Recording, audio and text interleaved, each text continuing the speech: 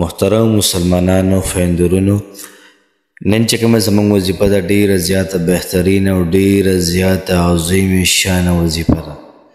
تاسو دا وظیفه یو پیرو کوئ، انشاءالله العزیز الله پاک به ستاسو یو کم سل حاجتونه دا پوره کړي او دغه رنګې الله پاک به ستاسو یو کم سل مشکلات دا به ختم کړي.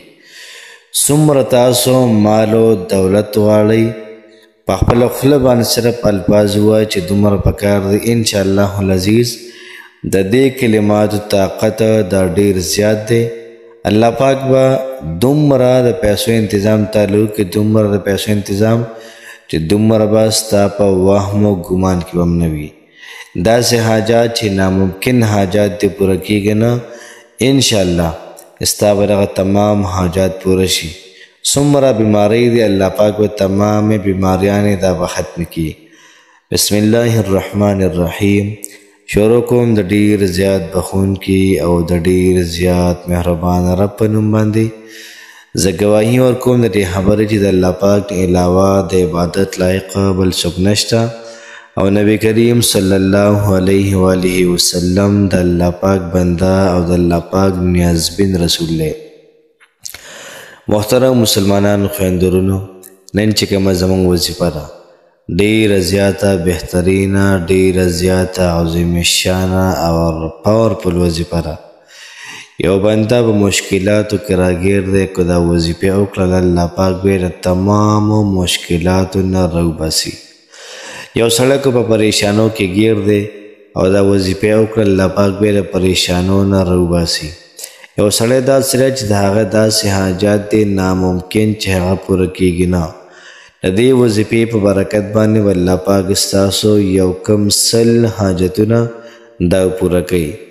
یاد ساتئ محترمو، ډېره زیاته د کمال او ډېره زیاته بهترین او عظیم شانه وظیفه ده.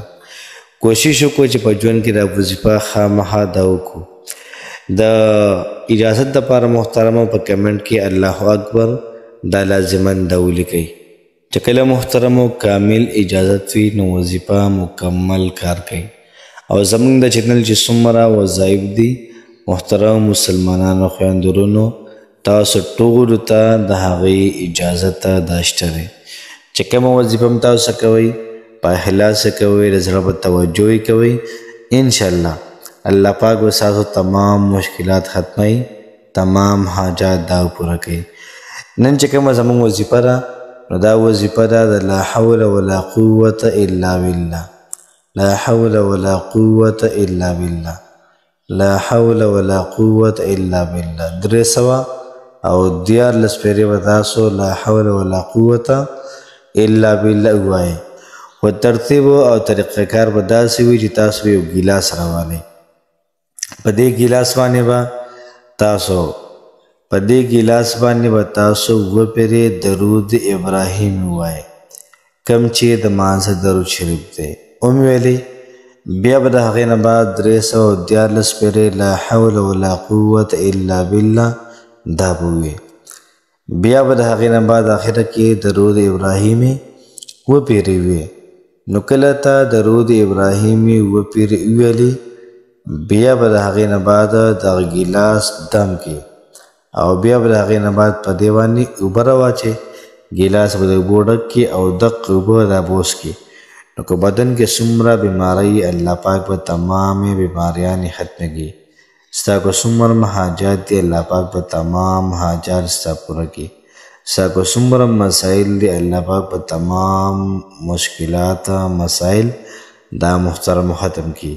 یاد ساتئ چې وظیفه ډېره زیاته د کمال ده، ډېره زیاته عظیم شان وظیفه ده.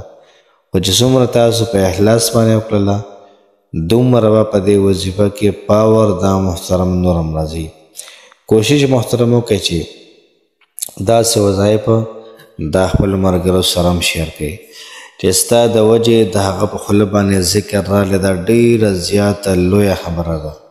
دا یو څیز دا شیر کړو او بل کس ته دا ورغلی، هغه سړی یو پیره مې ویلي لا حول ولا قوة الا بالله، نو دا به ستا لپاره ډېره زیاته لویه او ډېره زیاته عظیم شان خبره وي. محترم مسلمانانو، وظیفه ډیره زیاته بهترین او د کمال ده. په خپل مو کوي او مخکې ملګرو سره هم شیر کوي. الله پاک هم خوشحاله آباد ساته. السلام علیکم ورحمت الله وبرکاته.